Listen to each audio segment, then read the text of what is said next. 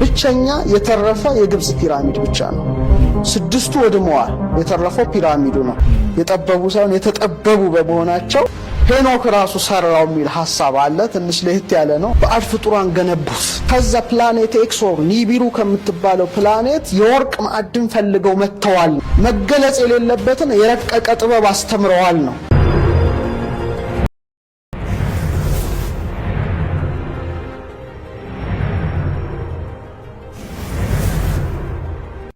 መልካም እንግዲህ የተለያዩ ሀገራት ሄጃለሁ። ከ16 በላይ ሀገራት። እያንዳንዱ ሀገር የራሱ የሆነ ታሪክ አለው፣ እሴት አለው፣ ባህል አለው፣ ተፈጥሯዊ ነገሮች አሉትና ተፈጥሯዊንም ሰው ሰራሹንም የማየት እድል አለኝ።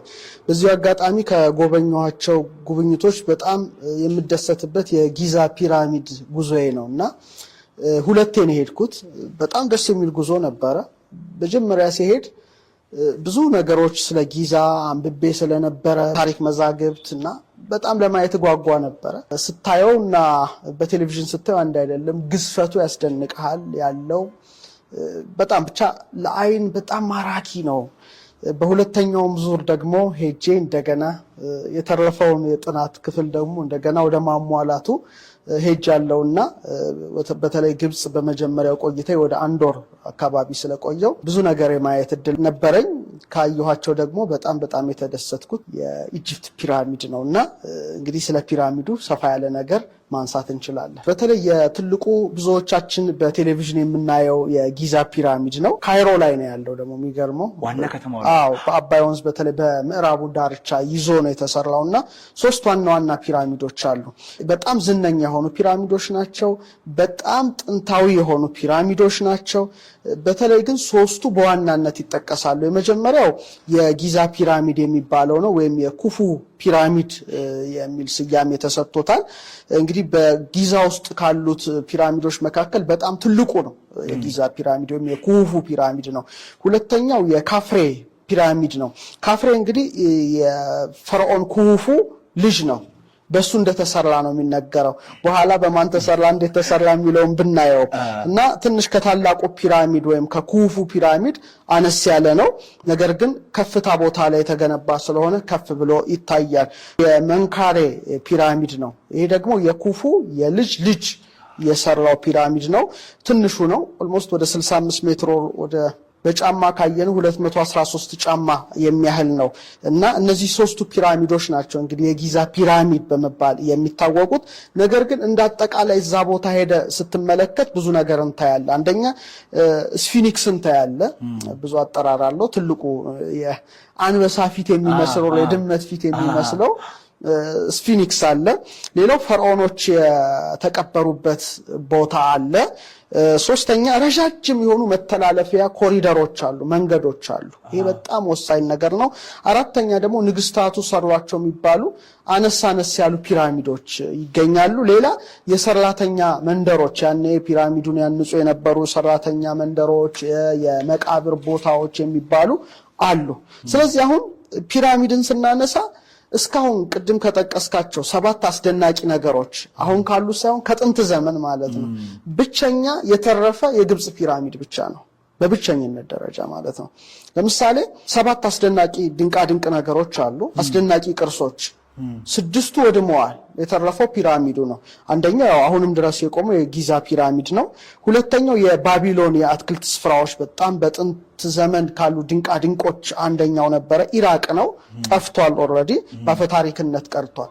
ሶስተኛ ዓለም የመዘገበው የኦሎምፒያ ላይ የግሪክ የዚዮስ ሐውልት ነው። እሱም ተደምስሷል፣ ፈርሷል። አራተኛ ኤፌሶን ላይ የሚገኘው የአርጤምስ እንደ ቴምፕል ነገር ነበረ መመለኪያ ስፍራዋ፣ እሱም ተርኪ ላይ ነው፣ ፍርስራሽ ወጥቷል። አምስተኛው የማውሱሎስ መቃብር ነው፣ ተርኪ ላይ ነው፣ እሱም ፍርስራሽ ሆኗል። ሌላው ሂሊዮስ በመባል የሚታወቀው የፀሐይ አማልክት ብሎች ግሪኮች የሚያመልኩት ነበረ፣ እርሱም በመሬት መንቀጥቀጥ ወድሟል። ሰባተኛው የአሌክሳንድሪያ ላይ ሰገነት መብራት ታወሩ ላይ ሆነው መርከበኞች ምኖችን እንትን ይሉበት የነበረው የብርሃን ቦታ ግብጽ ነው፣ እሱም ተደምስሷል። እንግዲህ የተደመሰሱት ግማሾቹ በጦርነት ነው፣ ግማሹ በርዕደ ምድር ነው፣ ግማሹ በጎርፍ ነው፣ ግማሹ በዘረፋ ነው፣ ግማሹ በአፈር መንሸራተት ነው፣ ግማሹ ደግሞ ዴሊበሬትሊ ሆን ተብሎ ቅርሱ እንዲወድም የተደረጉ ናቸው። ስለዚህ ይህን ሁሉ ተቋቁሞ እንግዲህ ለብዙ ሺህ ዘመናት የዘለቀው ግብጽ ያለው ፒራሚድ ነውና በጣም ወሳኝ ጉዳይ ነው የምናነሳው። የዓለም ሚዲያዎችም ሜንስትሪም ሚዲያስም በጣም እየተነጋገሩበት ያለው ጉዳይ ስለሆነ ፒራሚዱን እንግዲህ ዛሬ በደንብ አድርገን እንዳስሳለን። በተለይ ደግሞ ቦታውም ላይ ከመሄድ ጋራ ከማየትም ጋራ የአይን ምስክር ስለሆንኩኝ ሰፋ ያለ ነገር ላነሳለ ይችላል። እንግዲህ ወደ እዚህ ቦታ ስትሄድ በቃ ከሩቅ ነው የጊዛ ፒራሚዶች የምታያቸውና በጣም ስትጠጋው ደግሞ በጣም ግዙፍ ነው እና በዛ ዘመን እንዴት ተሰራ የሚለው ነገር በጣም አይምሮ ገና ከሩቅ ሲያየው ነው ጥያቄ መጠየቅ የሚጀምረው። እንግዲህ ትልቁ የጊዛ ፒራሚድ ቅድም የጠቀስኩት ወደ 146.6 ሜትር ወይም 481 ጫማ ነበረ በመጀመሪያ። በጣም ትልቅ ነው። አሁን ግን ትንሽ አነስ ብሎ ወደ 138.5 ሜትር ወይም 454.4 ጫማ ሆኗል። ለምን? በአፈር መሸርሸር እንደገና ደግሞ ፒራሚዱ ላይ ነጭ ልባስ ነበር፣ ያ ስለተነሳ በዚህ ደረጃ ሆኗል። ግን አሁንም ቢሆን 138.5 ሜትር ማለት በጣም ትልቅ ነው። ኢቭን የመሰረቱ ርዝመት እንደውም በአንድ ጎን ብታየው ወደ 230.3 ሜትር ወይም 756 ጫማ ነው። በጣም ትልቅ ግዙፍ ነው። በጣም በዚህ ስትደነቅ ደግሞ የግንባታ ቁሳቁሱን ስትመለከት በግምት ኦልሞስት ስታየው 2.3 ሚሊዮን የኖራ ድንጋይ ጡብ አስበው ታውቃለህ? 2.3 ሚሊዮን በጣም እና ደግሞ ግራናይት ጡቦች አሉ። ይሄ ብቻ ሳይሆን ኖራው ብቻ ሳይሆን የግራናይት ጡቦች አሉ። ቢያንስ ከ2.5 እስከ 15 ቶን አልፎም ተርፎ እስከ 80 ቶን የሚመዝኑ ናቸው። ይሄ ማለት እጅግ የሚገርም ነው። በዚህ ስትደነቅ ደግሞ ወደ ውስጥ ስትገባ መጀመሪያ በር ላለው ስትገባ በጣም ውስብስብ ነገር ነው የምታየው። ያ ደግሞ በጣም እስካሁን እንቆቅልሽ የሆኑ ነገሮችን ነው የምትመለከተው። አንደኛ የኪንግ ቻምበር የሚባለው የንጉስ እልፍኝ በሚለው በተረጉመው ጥሩ ነው። የንጉስ እልፍኝ አለ። የፈርዖን ኩፉ መቃብር ነው ይላሉ። ነገር ግን መሚው የለም እዛ ውስጥ። ስለዚህ አይደለም ኩፉ አልሰራውም ለሚሉት ያው መነሻ ሆኗቸዋል። ሁለተኛው የንግስቲቱ ቻምበር ነው፣ የንግስቲቱ እልፍኝ ነው። ምናልባት እዚህ ላይ የንግስት ክፍል ተብሎ ቢሰጠውም ግን ምሳሌያዊና መንፈሳዊ ሳይሆን አይቀርም ነው የሚባለው። ሶስተኛው ከዛ በኋላ ወደ ንጉሱ እልፍኝ የሚወስድ ረጅም አቀበታዊ መተላለፊያ አለ። ይሄ በጣም ወሳኝ ጉዳይ ነው። እንደ ግራንድ የሆነ ትልቅ ነገር ነው፣ ኮሪደር ነው፣ ወደ ንጉሱ እልፍኝ የምታልፍበት ነው። ሌላው እንደ አየር መውጫ ወይም መተላለፊያ የሚመስሉ ነገሮች አሉ ነው። በኋላ ላይ እናነሳቸዋለን። አሁን አንዳንዶቹ እንደ አየር መተላለፊያ ቢያዋቸውም ሌሎቹ ግን አይደለም፣ አላማቸው ከኃይል ጋር የተያያዙ የተሳሰሩ ናቸው ወደሚለው ሐሳብ ሄደዋል። ሌላው ግን እስካሁን ድረስ ለሳይንቲስቶች እንቆቅልሽ የሆኑ ነገሮች አዳዲስ መሳሪያ በተሰሩ ቁጥር መታየታቸው ነው። አሁን የራዳር ቴክኖሎጂውም ሲሰፋ ከፒራሚዱ በታች ደግሞ ብዙ ነገሮች ታይተዋል። በኋላ ላይ በስፋት የምናየው ነው። ምስጢራዊ ባዶ ቦታዎች ታይተዋል። የተለያዩ ቻምበሮች፣ እልፍኞች ታይተዋልና አሁን በምናየው ደረጃ ብቻ አይደለም፣ ከመሬትም በታች እጅግ ብዙ ነገር ይኖረዋል ወደሚል እሳቤ መጥቷልና አጠቃላይ የውጭ ገጽታውና የውስጥ ገጽታው በዚህ መልኩ ነው። አንደኛው የኩፉ ሰራው የሚል አለ።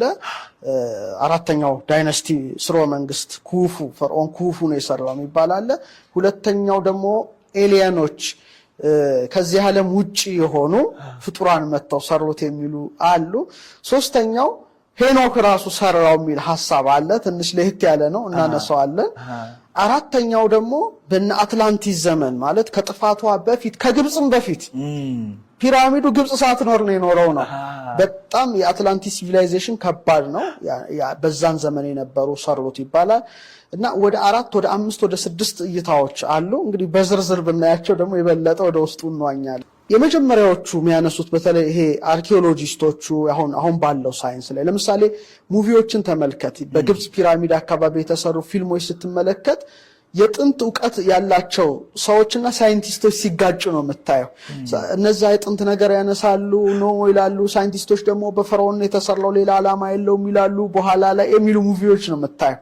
ይሄ እንግዲህ ያለውን ጉዳይ የሚያሳይ ነው ሙቪዎቹ ራሱ ሃሊውድ ላይ የሚሰሩት እና መጀመሪያ የተሰራው በፈርዖን ኩፉ ዘመነ መንግስት ነው የሚለው የመጀመሪያው በተለይ በሜንስትሪሙ ሳይንስ ውስጥ ያሉ አርኪኦሎጂስቶቹ የሚያነሱት የቁፋሮ ባለሙያዎች የሚያነሱት ነው። አሁን ሄሮዶቱስ ስለዚህ ነገር ይጽፋል። በተለይ ሄሮዶቱስ የኩልስ ፒራሚዶቹ ከጥፋት ውሃ በኋላ በአራተኛው ስርወ መንግስት ማለትም 3700 ከክርስቶስ ልደት በፊት በፈርዖን ኩፉ የታነጹ ናቸውና በዛ ዘመን እንግዲህ የፒራሚድ ግንባታ በቃ የጎልደን ኤጅ ነው የሚለው ወርቃማው ዘመን ጎልደን ኢራ ነው እና ኩፉ በጣም በዚህ የተካነ በመሆኑ በሱ ስርወ መንግስት ጊዜ በሱ አዛዥነት የተሰራ ነው የሚል ነው። በተለይ ደግሞ ቅድም ያልኩ የሰራተኛ መንደር የሚለው ላይ ደግሞ ተጠቅሶ እንደ ሄት ኤልጉራብ ደግሞ በጣም በብዙ ሺዎች የሚቆጠሩ የሰለጠኑ ባለሙያዎች ነው ፒራሚዱን የሰሩት ነው የሚለው እና ንጉስ ኩፉ የሰለጠኑ ሰዎች አምጥቶ ነው ያሰራው ነው የመጀመሪያው መላምት እንጂ ስሌቭስ ባሪያዎች ሰሩት የሚባለው ነገር ተቀባይነት የለውም በሳይንሱ። እና ሰራተኞቹ ደሞዝ ይከፈላቸው ነበር ነው የሚሉት፣ ምግብ ይቀርብላቸው ነበረ፣ ደግሞ በፈረቃ ነበር የሚሰሩት እና በጣም የተከበሩ ነበሩ።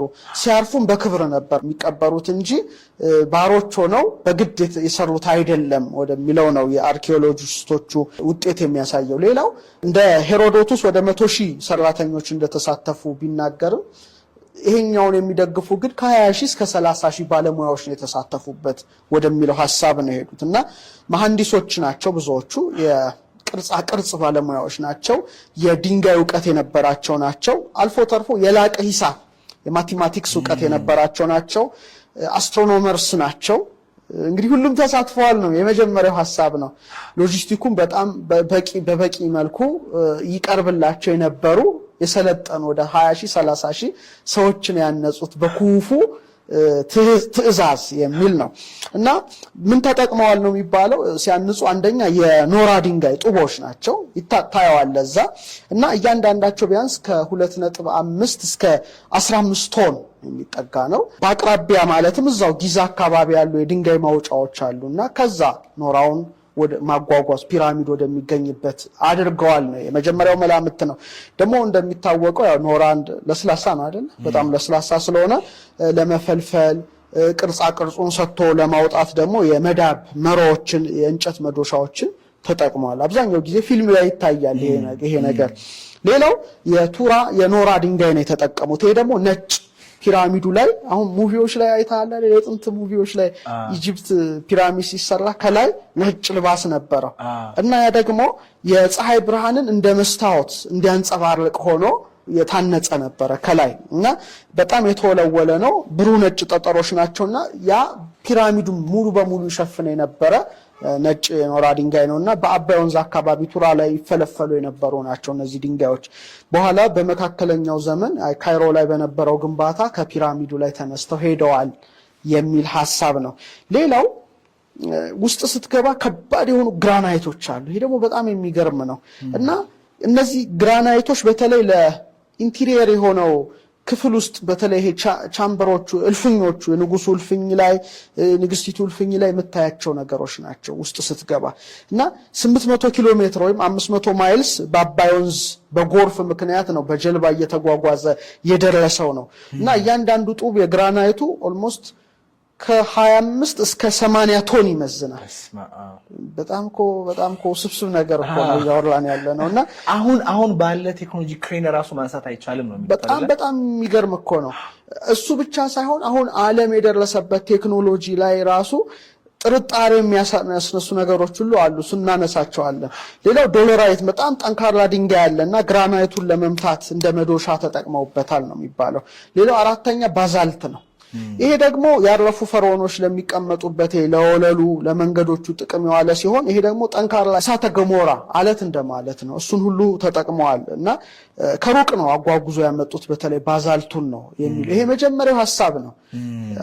አሁን ገና መጀመሪያው ላይ ነንና እኔ እንደ ብቸኛ ሐሳብ አድርገው ተመልካቾች እንዳይከታተሉት አንዱ እይታ ማለት ነው። አንዱ እይታ ነው እና እንዴት ነው ያመጡት ነው የሚባለው። ኦልሞስት እንግዲህ 2.3 ሚሊዮን ጡቦች አይደል ያልነው። እነዛ ጡቦችን በቀን እንግዲህ በአማካይ ወደ 800 ጡቦች ነበር የሚጓጓዘው። ሲያጓጉዙ ግን ብዙ አይነት ዘዴዎች ነው የተጠቀሙት። አንደኛ በመሬት ላይ በማንሸራተት ነው ያንሸራተቱ በማምጣት ወደዛ አካባቢ በተለይ ደግሞ ለማንሸራተቻ ደግሞ ከእንጨት የተሰሩ ሸርተቴዎች ማንሸራተቻ ነገሮች ተጠቅመዋል። ሌላ ደግሞ የተጠረቡ ድንጋዮች፣ ሸክላዎች፣ ዱካዎች ከጊዛ አካባቢ ተገኝተዋል። ይሄ የሚያሳየው ምንድነው? ሰራተኞች ጡቦችን ሲያጓጉዙበት የነበረው መንገድ ተብሎ ነው የሚታሰበው። ሌላው በጀልባ ነው የተጠቀሙት። ለምሳሌ የሜረር ፓፒረስ የአራተኛው ስርወ መንግስት የማስታወሻ ፓፒረስ ላይ የተጻፈው ምንድነው? የኖራ ድንጋይን ከቱራ ወደ ጊዛ በፓፒረስ በእንጨት ጀልባዎች እያጓጓዙ ነበር የሚያመጡት። በተለይ በጣም ከፍተኛ ጎርፍ አባይና ግብጽ የተዋወቁ ናቸው። አባይ ራሱ ሰፊ ነገር ነው ለግብጽ ሲሰጥ የኖረውና ምን ይሆን ነበረ? ጀልባውን በራሱ ጎርፉ ይዞት ወደዛ ያስገባዋል ነው እዛው አካባቢ ስለሆነ። ስለዚህ በቀላሉ ጡቦቹን ያስቀምጣሉ፣ ጎርፉ ይዞት ወደዛ ያመጣ ነበረ። በዚህ ምክንያት እንግዲህ ያው ፒራሚዱ ተሰራ በኩፉ የሚለው ነው እና በአጠቃላይ ለግንባታ ከ20 እስከ 27 ዓመት ፈጅቷል። ምክንያቱም የኩፉ የግዛት ዘመን ያን ወደ ኦልሞስት ወደ 27 ዘመናት ነው የመራው። አሁን ኩፉ ራሱ ማን ነው ወደሚባል ሲመጣ ደግሞ በተለይ ድሩሱላ ዱንጂ በጣም አጥንታለች ፒራሚዱን። የጥንት የኢትዮጵያውያንን ስልጣኔም ያጠናች ናት። አንድ ወንደርፉል ኢትዮጵያንስ የሚል አንድ ጥሩ መጽሐፍ አላት እና ምን ትላለች? ኩፉ ኢትዮጵያዊ ጭምር አድርጋ ነው ጥናቱ ላይ ደግሞ ያቀረበችው። እንደውም ምን ብላለች? ቃል በቃል መጽሐፏ ላይ ማንበብ ይቻላል። አራተኛው ስርወ መንግስት ከ3700 ከክርስቶስ ልደት በፊት የነበረ ሲሆን በከርሰ ምድር ቁፋሮ የፈርዖን ኩፉ አስከሬን ማግኘት ተችሏል ካለች በኋላ ገጽታውን ፍጹም ኢትዮጵያዊ ነበር ነው የምትለው እሷ። እንግዲህ እንደዛ አድርጋ ነው ቃል በቃል ያሳፈረችው። መጽሐፏን ማንበብ ይቻላል። ሌላው ፔትሪ ተመራማሪው ፔትሪ ሲጽፍ ስለ ኩፉ ሲናገር ምን ይላል? ስለዚህ ሰውን ሁሉ ሊገርም የሚችለው ፈርዖን ይላል በሰብዕናው ውስጥ ያለው ጥንካሬው ነበር ካለ በኋላ የመልክ ገጽታው ግብፃዊም አይመስልም፣ ግሪካዊም አይመስልም፣ ሮማዊም አይመስልም ይላል። ያወጣዋል ማለት ነው።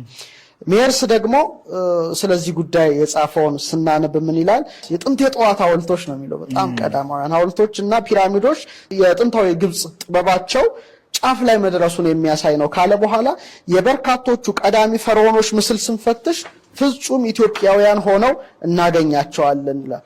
የነዚህ የጥንት ነገስታት መልካም ሳያ ዛሬ ኢትዮጵያ በምትባል ሀገር እንደ ልብ ይገኛል ብሎ ነው የጻፈው። ይሄ እንግዲህ በጣም ወደኛም የተጠጋ ጉዳይ እንዳለ ነው። በዚሁ አጋጣሚ ግን ለምሳሌ በአስትሮኖሚ ሙያ በስነፈለኩ ምርምር እንደ ሉሲያን ያሉት ተመራማሪዎች ምን ይላሉ? the Ethiopians were the first to invent the science of stars and gave name to the planets የስነ ከዋክብትን ሳይንስ የጀመሩና ለፕላኔቶች ስያሜ የሰጡ ኢትዮጵያውያን ሲሆኑ ያን ጥበብ ወደ ግብጽ ነው ያሻገሩት ነው የሚለውና ግብፃውያን ራሱ በአግባቡ አልተረዷቸውም እና ጥንት የነበሩት የኢትዮጵያ ካህናት በስነፈለኩ በአየር ንብረት ዕውቀት በማዕድን አወጣጥ ዕውቀት በጣም የተካኑና የተራቀቁ የጠበቡ ሳይሆን የተጠበቡ በመሆናቸው ይህን ዕውቀት ለግብፃውያን ሲያሰለጥኑ የኖሩ ናቸው የሚል እነዚህ አሁን የተጠቀስኳቸው የታሪክ ጸሐፍት ጽፈዋልና የመጀመሪያው ሐሳብ ፈርዖን ኩፉ ሰራው ነው። ሁለተኛው ሐሳብ ግን ትንሽ ከበድ ያለ ነው። እንሻገር።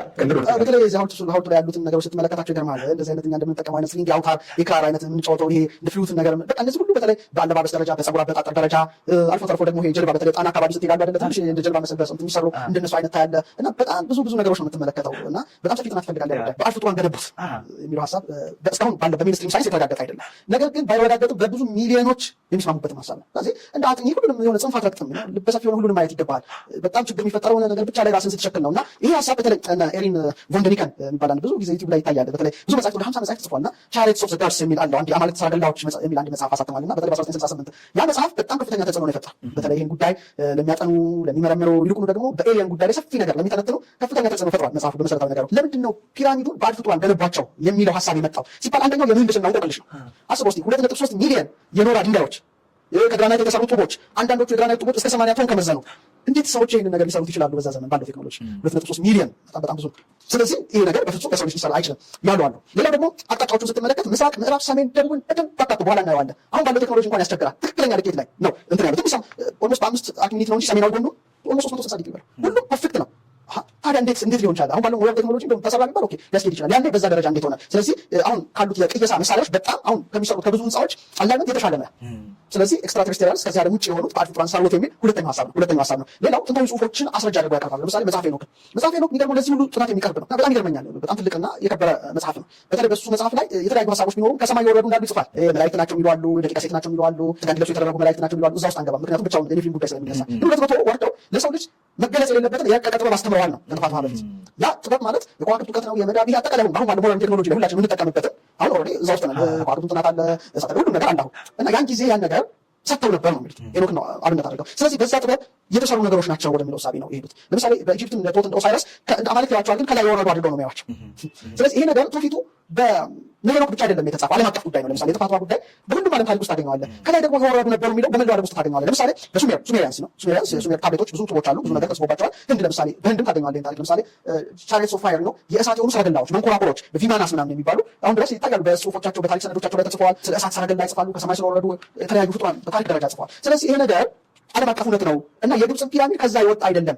በባዕድ ፍጡራን በእኛ በኢትዮጵያ ሊቃውንት ካለ ፍጥረት ነው በእነዛ የተገነቡ ናቸው ወደሚል ዓለም አቀፍ እሳቤ ራሱ አንዱ ትልቁ ኦልሞስት ቢሊየንስ ሊስማማበት ይችላል። በዚህ ጉዳይ 8 ቢሊየን ደርሰናል ማለት ነው። ከኢትዮጵያ ጸሐፍት በሕይወተ ሥጋ ከሌሉ ስለነዚህ ጉዳይ ጻፉ ሁለት ጸሐፍትን ማንሳት ፈልጋለሁ። ሁለቱም የሚስማሙት ይሄንን ነው፣ ኤሊያኖች ሰሩት የሚል ነው። አንደኛው አባ ተስፋ ስላሴ ሞገስ።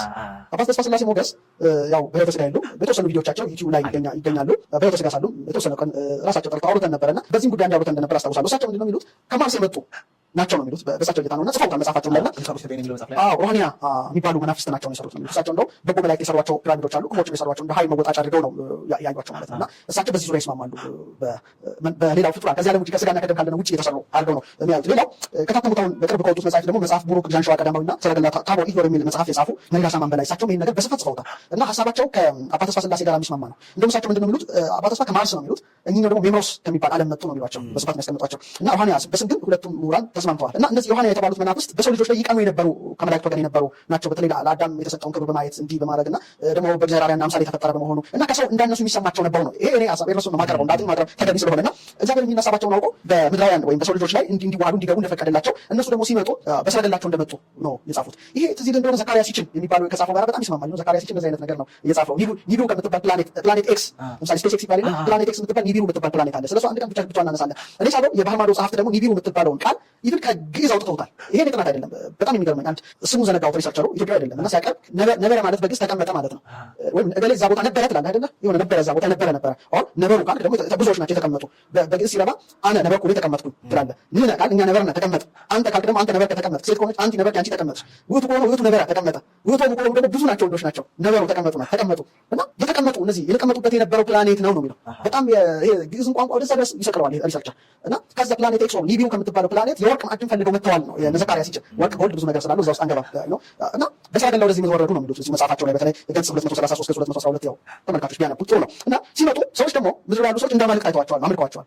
አምላክ ሳይሆኑ ግን እንደ አማልክት ተመልከዋል። ስለዚህ አሁን እነዚህ ጎደስ የሚባሉት እቺ እንትን ላይ ግሪክስ ላይ ምናምን ላይ እንትን ያሉት ሁሉ እነዚህ ነበሩ ነው ሰዎች እንዳማልክት ስላዩዋቸው። ስለዚህ ምንድን ያሉት ኔፊሊሞችን ከሰው ልጆች ጋር አጫጭርና ረዣዥም ፍጡራን የተገኙት ነው የሚሉት እሳቸው በመጽሐፋቸው ላይ። እንደ ራእይት ያሉት በጣም ረዣዥም ናቸው፣ እነዚህ ደግሞ የመሳሰሉት አጭር ናቸው። ሁለት አይነት ነገር ነው ከነሱ ጄኔቲክ እንትን እንግዲህ ስብጥር የወጡት ነው። እና ምንድን ነው የሚሉት እሳቸው ለስማቸው መታሰቢያ ይሆን ዘንድ ነው የሚሉት ከተራራ ከኮረብታ ታላላቅ ድንጋዮች ወስዱ ነበር ነው የሚሉት። አቅም እንችላላቸውና መንደር የመነደሩ ማለትም መኖሪያ መንደር ሰፈር እየሰሩ በተለይ በጊዮን ወንዝ ዳርቻ ነው የሚሉት አባይ ጊዮን ናይል አባይ በጊዮን ወንዝ ዳርቻ ባለ 3 የማዕዘን ምስጢር ህንጻ አነጹ ነው የሚሉት እሳቸው ቃል በቃል ምስጢራዊ ህንጻ ነው የሚሉት። ዓለማቸውም ውስጥ እንደዚህ አይነት ተመሳሳይ የሆኑ ፒራሚዶች አሉ ሜምሮስ ላይ። ስለዚህ ያንን ኮፒ እያደረጉ የሰሩት ነው የሚሉት። ዝም ብሎ የሰሩት አይደለም፣ ዝም ብሎ የተሰራ ሳይሆን ምክንያቱም ስራው ኢጅፕት ላይ ብቻ አይደለም፣ ፔሩ አለ፣ ወደ ብዙ ሀገር ብዙ ዓለም ያለውና እነዚህ ፍጡራን ያንን አድርገው ነው የሰሩት ነው እይታቸው። የሰፈሩበት ሀገር ደግሞ ሮኒያ የሚል ስያሜ ሰጥተዋታል። እና ምንድነው የሚሰሩት ነው የሚሉት ቀለመ እብን የሚባል ድንጋይ አለ ባለ 4 ማዕዘን ሳጥን ውስጥ የላመ አሸዋ ድቡሽ ሲጨምሩና አብኩተው ሲተዉት እንደ ልሙጥ ድንጋይ ስለሚሆንላቸው በዛ ምክንያት አውር ሰሩ ማለት ፒራሚድ ሰሩ ብለው ጽፈዋል። ደግሞ ኔፊሊም የሆኑ ዘሮች ደግሞ እሳቸው የሚሉት ገያኔ አንድ ውሃ የተባለው ድንጋይ እንደ መዶሻ እንደ አለት አድርገው የሰው ገጽ ያለው ሐውልቶቹ እንደ ሲኒክስ አይነቶቹን ሰርተዋል ወደሚለው እሳቤ ነው የጸሄዱትና ደግሞ አለቱን ሲጠርቡት ጥራቢውን አፈር አድርገው ሩቅ ቦታ ስለደፉ ጥራጊው ጭምር አልተገኘም። ለምሳሌ ለምሳሌ አሁን ይፈለፈላል የሆነ ቦታ አይደል አፈር የት አለ ብለህ ስታጠው ሩቅ ቦታ ሄዶ ተደፍቷል ነው የሚሆነው። ደግሞ በእነዚህ ኤክስትራቴሬስትሪያልስ ወይም ኤሊያኖች ከዚህ ዓለም ውጭ የሆኑት ባዕድ ፍጡራን ስለሰሩት ነውና ፈርዖኖች ግን በድናቸው በዚያ ድንጋይ ውስጥ በድንጋይ ሳጥን ያስቀምጡ ስለነበረ የኋላ ሰዎች ፒራሚዶቹን የሰሩት ፈርዖኖች ይመስሏቸዋል፣ ግን አይደሉም ብለው ነው ኢትዮጵያዊ ሁለቱም ኢትዮጵያውያን ናቸው በሕይወተ ሥጋ የሉም ወደዛኛው ዓለም ሄደዋል እና ይህንን ያስቀመጡት። ይህ በጣም ቀላል ነገር አይደለም። እንደ ዘካርያስ ሲችል አይነት እሳቤ ነው እና ፒራሚዶች በኤሊያኖች ታንጸዋል ወደሚል እሳቤ ሄደዋል። ሌላው ይሄ ነገር እውነት ነው የሚለውን ጉዳይ ለማጥናት ደግሞ ሄሊኮፕተር የሚመስል ቅርጽ አለ ሄሮግሊፊክ አለ ለተመልካቾች እስከ ላይ ልናሳየው እንችላለን። እና በተለይ ሴቲ አንድ መቅደስና አቢዶስ ላይ ስትመለከት በጣም ሄሊኮፕተር ነው፣ በቃ ትክክለኛ ሄሊኮፕተር ቅርጽ ነው። አዎ ሄሊኮፕተር ቅርጽ ተቀርጾ ተገኝቷል። ስለዚህ ይህ ሄሊኮፕተር ብቻ አይደለም፣ ባህር ሰርጓጅ መርከብ፣ የዩኤፍኦ ዲስክ የሚመስሉ ነገሮች ተቀርጸዋል ቅድም የጠቀስናቸው ቦታዎች ላይ። እና ይሄ ዝም ብሎ ሊሆን አይችልም። እና እነዛ የበረራ ጥንት ግብፃውያን ዘመናዊ በረራ ማሽኖች አይተው ስለነበረ ምናልባትም ከመሬት ውጭ ያሉ አካላት በዛን ዘመን እንደመጡ ማሳያ ነው ብለው አንድ የሚያቀርቡት ይሄን ጉዳይ። ይሄን አሁን ስለ ሄሊኮፕተር ብናነሳ ስለ ባህር ሰርጓጅ ብናነሳ ሞደርን ቴክ ነው የምንለው፣ ግን ያንዴም ተቀርጿል ነው። ይሄን ማይቀበሉ ደግሞ በሚኒስትሪም ሳይንስ ከፍተኛ ሙግት ነው ያለው። በሴቲ አንድና በኋላ በልጁ በራምሴስ ሁለተኛ የተቀረጹ ናቸው እንጂ በፍጹም በእንደዛ አይደለም ብለው ደግሞ ይሞግታሉ። እንግዲህ ሁለት ጽንፍ ነው ያለው ማለት ነው። ሌላው ሁለተኛው የቱሊ ፓፒረስ ነው። ቱሊ ፓፒረስ ነው በቱትሞስ ሶስተኛ ግዛት ዘመን ነው ክርስቶስ ብዙ ሺዎች በፊት ነውና ስለ እሳታማ ዲስኮች ይገልጻል። እና እነዛ እሳታማ ዲስኮች ወደ ላይ ይወጣሉ፣ ወደ ታች ይወርዳሉ ብሎ ነው ፓፒረስ ላይ የተገኘው ጽሁፍ። ስለዚህ በፍጹም ይሄ ነገር የዩኤፍኦ ያልታወቁ በራሪ አካላት ነው የሚለው ማለት ነው። ፍላይንግ ኦብጀክትስ ስለነበሩ ነው የተጻፈው ነው የሚለው። ሚኒስትሪው ላይ ደግሞ በፍጹም ይህ ትክክል አይደለም። ምክንያቱም ፓፒረስ ኦሪጂናሉ እስካሁን አልተገኘም። ቫቲካን የነበረ ሚዚየም የቫቲካን ትልቅ ሴክሬታሪ እንትን አለ። እዛ ሚዚየም ዳይሬክተር የነበረው አልበርቶ ሩቢ ነው የገለበጠው። እና ምናልባት ጽሁፉ የተቀነባበረ ወይም የተዛባ ሊሆን ይችላል ሲሉ ደግሞ ነው ኦሪጂናሉን አቃጥላችሁ ሊሆን ይችላል። በጣም ክርክሮች አሉ። ያው እንድናየው ለማለት ነው። ሚዛን ተመልካች የፈለገው መያዝ ይችላል። በጭንቅላት አታስብ የሚል ኃይል የለም። ሶስተኛ ሳፖራ አካባቢ ያወርዳል። ሳፖራ በርድ የሚባለው የአውሮፕላን ሞዴል ነው የሚመስለው። እሱንም እናሳያለን። ተመልካቾች እየተመለከቱት ይገኛሉ። እንግዲህ የ2200 ዓመት ወደኋላ ማለት ነው እድሜ ያለው የእንጨት ቅርጽ ነው። ያው ከአውሮፕላን ጋር ይመሳሰላል። ፓራሹት እንበል ይሆናል ለጫን ባየራ ሄዱበት እሱ አይነትና የአውሮፕላን ዲዛይን ቅርጽ ያለው ነው። ስለዚህ ይሄ ነገር በጥንት የተረሳ የአቪዬሽን እውቀት ነበር ነው እዚህ ቴዎሪ ንድፈ ሀሳብ አላማጆች ነው ሌሎች ነበሩ ማለት ነው እንጂ ሞዴሉ ዝም ብሎ አይኖርም ሲሉ ይሄን የሚቃወሙ ሳይንቲስቶች ደግሞ ነው ወፍ ነው ግብፃውያን ለወፍ ትልቅ ክብር አላቸው። ለሆሩስ እንደፋ ምናምን የሚመሳሰሉ በአፈ ታሪኮቻቸው እንትን የሚሉት እንጂ ኤሮዳይናሚክስ ምናምን እውቀት አታስቡ የሚል ክርክር አለና እንግዲህ ተመልካቾች የፈለጉትን መውሰድ ይችላሉ። ወደ ሶስተኛው ሀሳብ ከተባለ ብዙ ነገር ነው። ምንድን ናቸው ከዚህ ዓለም ውጭ ያሉት የሚለው ነገር በጣም ሰፊ ጉዳይ ነው ያለው ባይዘው።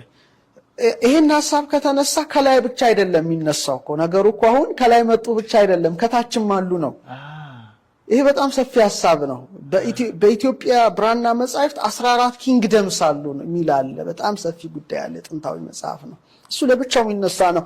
በታቹ ብቻ ሳይሆን ሚድል ኦፍ ኦሽን ውስጥ ራሱ የሚል ጉዳይ አለ። አንታርክቲካ አካባቢ ላይ በጣም የሚጠበቀውም እነዛ ጌቶች ናቸው ስለሚባል ነው። መውጫ መግቢያ አይነት እና ይሄ ሃሎ እርዝ ቲዮሪ ትወራ ወይም ንድፈ ሀሳብ በምዕራቡ ዓለም ብቻ አይደለም ያለው፣ በእኛ መጻሕፍትም አሉ። እና ከታችን ጠብቅ ወይስ ከላይ? አንዳንዴ ከላይ ስትጠብቅ አጠገብ ሊሆን ይችላል አንድ ነገር፣ ከታች ሊሆን ይችላል። እና እሱ በጣም ራሱን ችሎ ቢነሳ በጣም እመኛለሁ። ምክንያቱም እነዚህ ስርወ መንግስት ደግሞ ምንድን ናቸው? መትሕተ ምድር ይባላሉ ወይም ካል ፍጥረት የሚባሉ ጉዳዮች አሉና በጣም ሰፊ ጉዳይ ነው። እና ዓለምን ጠንቅቄ ያውቃለሁ ማለት አይቻልም ሲጀመር። ይሄ ማለት አላዋቂነትን ያሳያል። እና አንድ ነገርን ገና እንደሆንክ ስታውቅ ነው ብዙ ነገር ልታጠና የምትፈልገው። እና ጥንት ሳይንሱ አይሆንም የሉም የሚላቸው የነበሩ ነገሮችን ሰዎች ሲያስተጋቡ ነበር። የሉም። አሁን ደግሞ ሳይንስ ደግሞ ይቅርታ አይጠይቅም። ደግሞ ሲያምኑም ቢሆን ብዙ ነገር ያልተፈቱ እንቆቅልሾች አሉ። ሳይንስ ዛሬ አላገኛቸውም ማለት ነገ ያገኛቸውም ማለት አይደለም።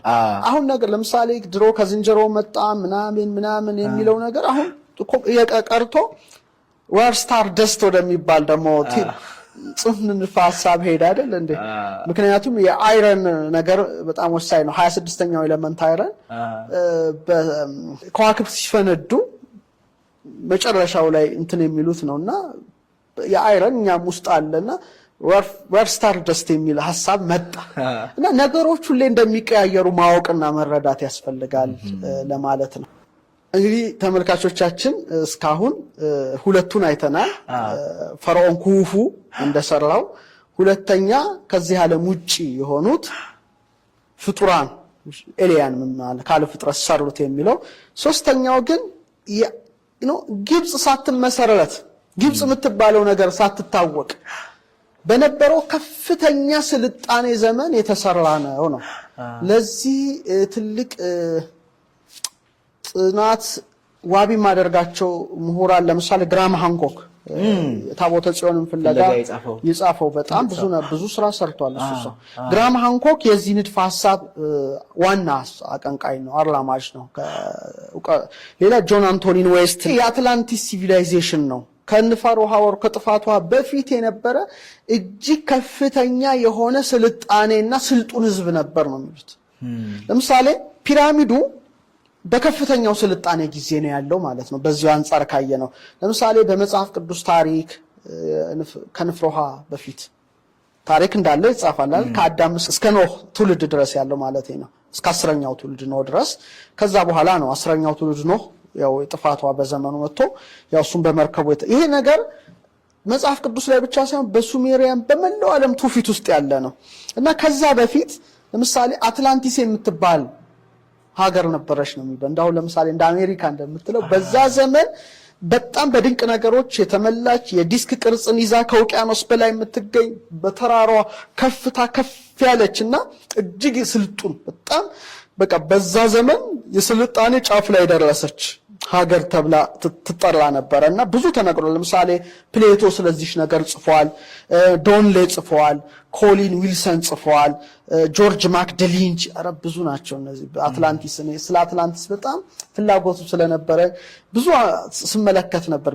በፊት ማለት ነው እና ድንገት ኃይለኛ ርዕደ ምድር ተከስቶ ተመቶ ጎርፍ መጥቶ በአንድ ቀን በደረሰ አደጋ ብዙዎች ሰጠሙ በቃ ስለዚህ ከውቅያኖስ በታች ሆነች እቺ አትላንቲስ ጠፋች ነው ከዛ በኋላ የጭቃ ክምር ግግር ስለሆነ መንገዱም ጠፋ ተሰወረች ወደሚለው ደረጃ መጥተዋል ፕሌቶ የጠቀሳት አትላንቲስ ሬኔሳንስ ጸሐፍት ምንድነው ሰላማዊቷ ዩቶፒያ ይሏታል ይሄ ታሪክ እዛ ላይ ነው የመጣው አትላንቲስ ነው ዩቶፒያ ይሏታል ስለዚህ አትላንቲስ ራሱ ምንድነው ከኛ ጋር የሚያገናኘው ነገር አለ ጦቢያ ከምንለው ሐሳብ ጋር መልካም ከምንለው ሐሳብ ጋር ራሱን ችሎ ይነሳል ኢትዮጵያስ አትላንቲስ የሚል አንድ የእንግሊዘኛ መጽሐፍ አትላንቲክ ውቅያኖስን የኢትዮጵያ ውቅያኖስ ይባል እንደነበር ብዙ ጉዳይ ጽፏል እዛ ውስጥ አንገባ እና የአራተኛው ስርወ መንግስት የኩፉ አይደለም ይልቁኑ በሂሳብ ዕውቀት የላቁ የመጠቁ በስነ ፈለክ ዕውቀት የላቁ የመጠቁ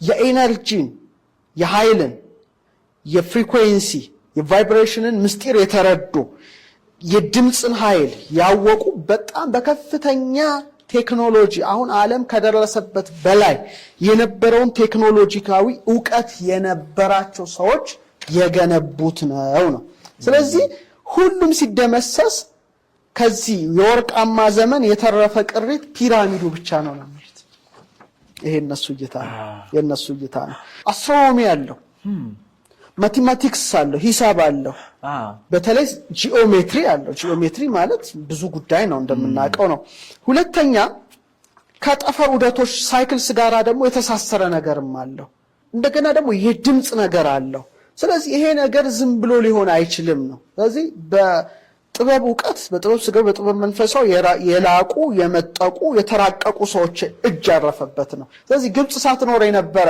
ግን የተረፈ ብቸኛው ቅሪት ይሄ ነው በኋላ ደግሞ የተረፉት ሊያን ለማስቀጠል በፔሩ መስጴጦሚያ ሜሶፖታሚያ ሜሶ አሜሪካ እነዚህ ቦታ ላይ እንደገና ሰርተውታል ነው የሚሉ ኢጂፕት ላይ ብቻ አይደለም አሻራው ያለው የተለያዩ ቦታዎች ላይ ናቸው ይሄ ነገር ዝም ብሎ አይሆንም ስለዚህ ፒራሚዱን ለመቃብር ሳይሆን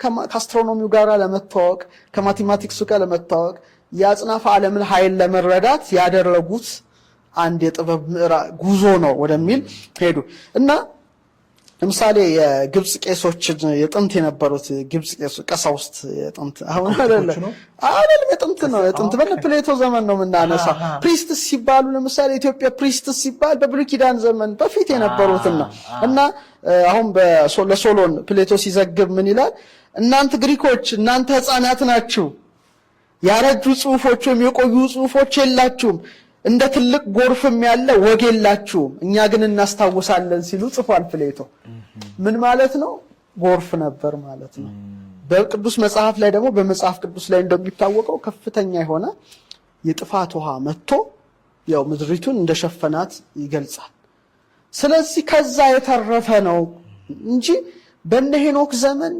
በነበረ ጉዳይ የተገነባ ነው በጣም አትላንቲስን ጨምሮ ፒራሚዱን የሚል ነው እነ ግራሃም ሃንኮክ ቅድም የጠቀስኳቸው ተመራማሪዎች የሚያስቀምጡት ለምሳሌ አሁን ስፊኒክስ ያለበትን ሁኔታ እስቲ እንመልከት እና በጣም ይገርማል እዛ ሆነ ብታየው ክቡራና ክቡራት ስፊኒክስን እንደተመለከታችሁት ይሄን ይመስላል ሐውልቱ በጣም የሚገርም ታሪክ ነው እንግዲህ የሰማችሁት መጣችሁ ደግሞ እንድትጎበኙት በዚሁ አጋጣሚ መልእክቴን አስተላልፋለሁ በተለይ የጂኦሎጂ ባለሙያ የነበሩት ሮበርት ሾክ ምን ብለዋል ስፊኒክስ ቅጥሩ አካባቢ የውሃ መሸርሸር አይተዋል ይሄ ውሃ መሸርሸር ማለት ከስርወ መንግስተ ግብጽ የበለጠ ነው መሸርሸሩ ሲታይ።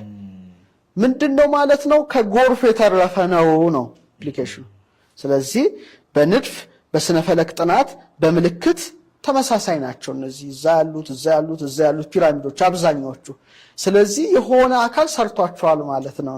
ያ አካል ደግሞ ምንድነው ሲባል ስልጡን ህዝቦች ወደሚባል እና ምክንያቱም ፓይ አለ እዛ ውስጥ በኋላ እናነሳዋለን ሲሉ ፓይ ጎልደን ሬሾ ጎልደን ሚን ያውን አሉ ጎልደን ፕሮፖርሽን እዚህ ምንላቸው 1.6 አለ። የፓይ ደግሞ 3.14 ሬሾ አለ። ምንድነው ይሄ ነገር? ይሄ ዝም ብሎ ሊሆን አይችልም እና ደግሞ ለብዙ ሺህ ዓመት ቆየ። የአየር ሁኔታን ይቋቋማል። አስበው እስቲ የመሬት መንቀጥቀጥም ተቋቁሞ እስካሁን ይሄ ዘልቋል። እንዴት ነው ይሄ ነገር? አሁን እንኳን የምንሰራቸው ፎቆች እየተሰነጣጠቁ ነው የሆኑ ነገር የምታያቸው። ይሄ ግን ዘልቋል። ምንድነው ይሄ ነገር ሲባል የሆነ ነገር እኛ ማናቀው ነገር አለ የሚል ሐሳብ ሄደ። ቮን ደኒኬን እኔ ይገርመኛል። እሱ ደግሞ ሄኖክም ነበረበት በጊዛ ፒራሚድ ግንባታ ብሎ ጽፏል። እሱ ነው ያለውን ያላልኩም አሁን ምክንያቱም ቶሎ ሆዱ የሚረበሽ ሰው ስላለ ማየት ነው። 50 መጻሕፍት ጽፏል። ብዙዎቹ መጻሕፍቱን አንብቤያለሁ። ይገርመኛል። በተለይ ይሄን ሰው ናሳ አስጠርቶት ነበረ። በተለይ የሕዝቅኤልን ነው ኮቦር የምትባል ወንዝ ተቀምጦ ተመስጦ መጥቶበት የኪሩቤልን ሰረገላ ያል ዊል ናቸው፣ ጎማ ነው፣ ይሽከረከራሉ፣ የእሳት ሰረገላ ነው፣ ቻሪየትስ ናቸውና በዛ ዙሪያ ትልቅ ሪሰርች ሰርቶ በናሳ ጭምር ተጠርቶ ያን ሞዴል ከኢንጂነሮች ጋር ያንን ልክ ሕዝቅኤል ላይ ያለው አለ አይደለ እንዲ ቁጥር ይጽፋል። ያንን ገጣጥሞ ሰርቶ ሞዴሉን ያሳየ ነውና ወደ 50 መጻሕፍት ጽፏል። እና ምንድነው የሚለው ሄኖክ በጣም የላቀ ዕውቀት ነበረው ነው። ምክንያቱም ከመላእክት ጋር ተገናኝቷል። ፈለካትን አየራትን ሙፃ ነፋሳትን የኬክሮስን የኬንትሮስን የዓለምን የመላእክቱን ዓለም የረቂቁን ዓለም ሁሉ አይቷል ነው። ስለዚህ ይሄ የስነ ምህንድስና ዕውቀት፣ የስነ ከዋክብት ዕውቀት፣ የቁጥር ዕውቀት፣ የአየር ንብረት ዕውቀት ያለው ነበረ ነው። በሱ ጊዜ ነው የተሰራው ብሎ ነው የሚጽፈው። እና ሲጽፍ እንደውም ምን ይላል? በተለይ የአረብ ታሪክ ጸሐፊው አልመቅሪዝን ነው ማኛ አድርጎ የጻፈው እሱ ሲጽፍ ማለት ነው። ምን ይላል እዛ ላይ? ታላቁ ፒራሚድ በገዢው ሳውሪድ ከጥፋቷ በፊት እንደታነጸ ሲሆን ያ ደግሞ በዕብራይስጥ ሄኖክ ወይም በእኛም ቋንቋ ሄኖክ ተብሎ የሚታወቀው ሰው ነው ይላል የታሪክ ጸሐፊና ያንን ነው ኮት አድርጎ ሳይት አድርጎ ይሄን ብሎ የጻፈው። እንደውም በጣም የሚገርመው ነገር 2 ሚሊዮን እነዛ ሁሉ ጡቦች ያለምንም የማቴማቲክስ ዕውቀት ሊሰደሩ አይችልም። በፍጹም ልታደርጋቸው አትችሉም። ደግሞ እነ ፓይ እነ ፋይ ፊቦናቺ ነበር በጣም የረቀቁ ነገሮች ናቸው። ሳክሪክ ጂኦሜትሪ የምናውቀው ጉዳይ ነው። ስለዚህ ይሄ ዕውቀት ባላቸው ስልጡን ህዝቦች የታነጸ ሲሆን ጆን ደኒኬን ደግሞ አይ ሄኖክ ነው ብሎ እንግዲህ ጥናቱ ላይ ይደመድማል። ይሄ በጣም አስገራሚ ነገር ነው። እንግዲህ ለተከታታይ እየተመለከትን የመጣ ነው።